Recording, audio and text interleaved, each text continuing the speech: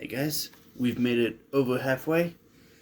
Today we're going to read day 15 out of our newest book, Journey Through the Psalms. And we're actually going to read the 15th day in this one. Day 15, Lamed. Forever, O Lord, your word is settled in heaven. Your faithfulness endures to all generations. You establish the earth, and it abides. They continue this day according to your ordinances, for all are your servants.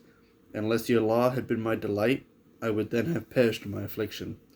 I will never forget your precepts, for by them you have given me life. I am yours, save me, for I have sought your precepts. The wicked wait for me to destroy me, but I will consider your testimonies. I have seen the consumption of all perfection, but your commandment is exceedingly broad. Psalms 119, 89 through 96. The 12th section of this psalm comes from the Hebrew letter Lamed. It is the tallest letter in the Hebrew alphabet, and it resembles the shape of a shepherd's hook, or goad. In true poetic fashion, the psalmist starts each verse with this letter, all with definitions that show how God is not only our everlasting shepherd, but also a teacher.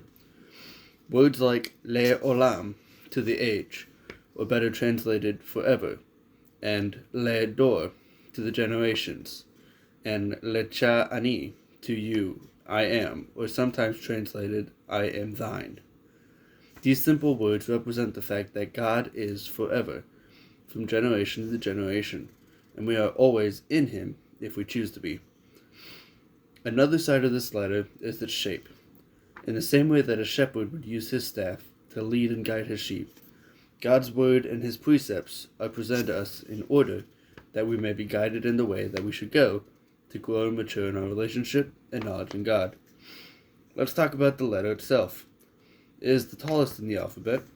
One commentary about this passage states that this is so, because as we go through life and we grow and mature, our level of spiritual maturity rises and increases.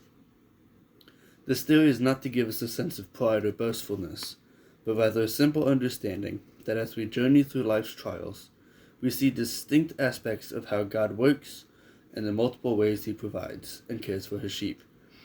I like how Hebrew Today wraps up this letter. If you pay attention, you will see that all the verbs in these verses begin with the letter Lamed, except for the verbs sephod, mourn, and rekod, dance. The scholars understand from this that these are two different. They are both situations that remove a person from their learning. A funeral, when one is mourning, and a wedding, when one is dancing.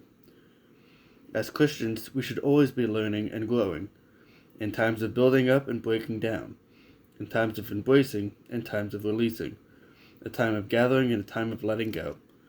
Whatever the season we are placed in, if we aren't growing as Christians, we are missing the point of the season that God has set before us. We should never be ashamed of not knowing something in relation to God and his character, but when something comes up that we aren't familiar with, we just need to press in further to what God is trying to show us. God's word and his commandments will never cease to grow and shape us, if we allow them to do so.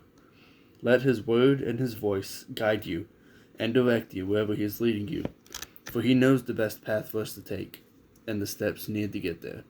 Trust the process. Never stop learning. I'll see you tomorrow.